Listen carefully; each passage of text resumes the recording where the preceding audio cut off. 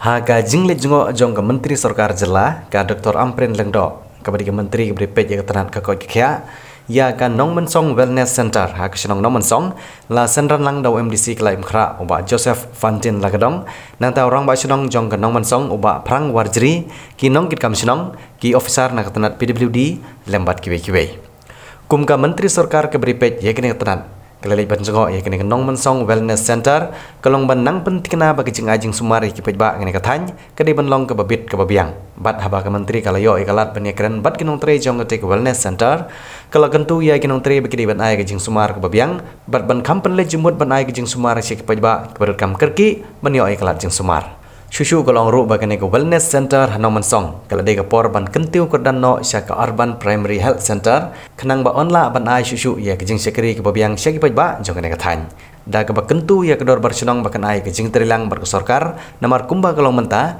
kene ke jeka kalong ke bakhapnya bat la dalong ke bala ban penyo dagawe ke jeka kenang ban la ban penhe ya kene ke jeka ajing sumar ke banang pensuk shushu ya ke pejba nong Shillong bat kumju ya ke thany barok away namar ngilayo iba kane ka Dispensary hangni hapo lumpira Nongmensong. Kalalong eligible yangi bangin upgrade syaka Urban Health Center. Tani ka Wellness Center ka bakidon hangni. Hilya baba. Pinda yui kinos ki doktor jungi ibapet lang bat yaka renja jungi. Ngi yui ba kitre kamha. Ti naka health engineering wing jing shisha ngilaban pet bahaya kani ke building tang namar ba kani ke building pinda pet kalau long in a dilapidated condition ngim ko show pan function na kani ke building master plan jong ka muda building ka scheme ka bangiyo ng government of India kala don lupa ka facility bandon ka way ka kerja urban health facility bat mentalele lada ngila ru ban pelong ya kata ka area ka kani kata ka center ba kan long ru kaban pet ban kami ya ka drug related problems ya ka tuberculosis but ya kita kiwe ki non communicable diseases ibang yoi kilong ki main causes of sudden death of several citizens hakini ki kindet panai ni ham man pankre on a war footing man pet ba ya kini ki diseases ki bang yoi ki balong ki main causes of death ka urban areas jong ka Shillong city need address. Drug addiction is a big problem everywhere.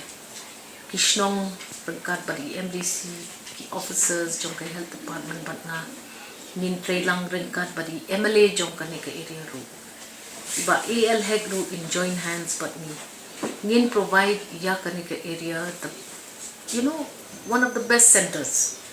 Namar ngiyo iba the migrant population hangni kalong very big and large migrant population and let us do something lamar ngila banle kata tingi kermen ba MDC in Yarap ini na mangila banya chakmat kata urban health centers have their own sources of funding through various schemes in the Department of Health.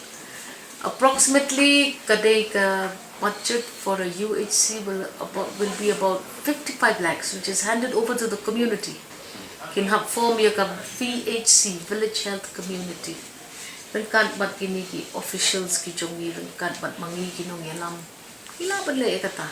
Very easily done. Kini lele kalau don ready made. Tikna kinyo pacaka. Out of the question begini yo. Yes, di kidon ni emily nyaram ini ngadon nyaram MDC don nyaram. Question of not reaching the target will not arise. Idon ka CMUDF ru ka banyaram ini hakum kini kijan hep bangidon kam ban invest na kabenta healthcare and wellness.